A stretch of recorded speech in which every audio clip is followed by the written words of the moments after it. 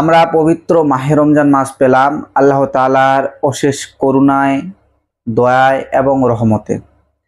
এই পবিত্র মাহে রমজান মাস পেলাম এবং এই পবিত্র মাহে রমজান মাস পাওয়ার পরেও আমরা ঠিকমতো নামাজ আদায় করছি না, আমরা ঠিকমতো রোজা রাখছি না, আমরা অন্যান্য দিন যেরকম করি সেই রূপ এই রমজান মাসেও করছি। ব্রাদার মিল্লাতে ইসলামী, আপনাদের আমি বলতে চাই যে পবিত্র মাহে রমজান মাসের আমরা রহমতের 10টি রোজা অতিবাহিত করে আসলাম।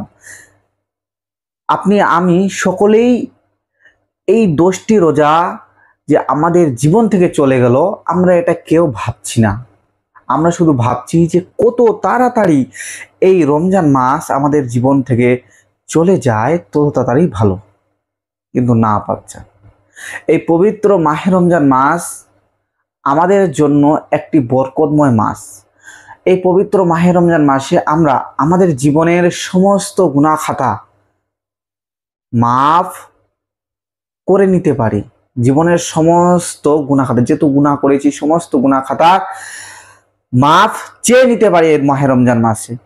এবং আল্লাহ তাআলা এত করুণাময় এবং দয়াশীল, যার রহমান, যার রহমত কোনোদিন শেষ হবে না, যিনি রহমানুর রহিম, যিনি লা শারিক, যিনার কোনো শরিক নেই।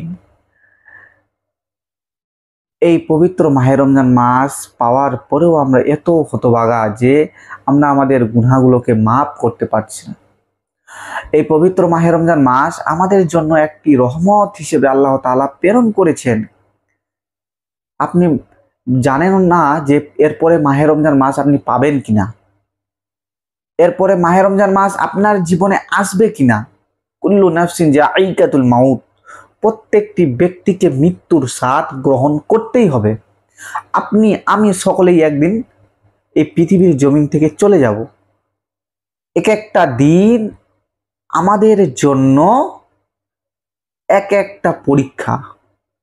এই এক একটা দিন আমাদের জীবন থেকে চলে যাচ্ছে, কিন্তু আমরা নানা ধরনের দুনিয়াবি কাজকর্মের পিছনেই পড়ে আছি।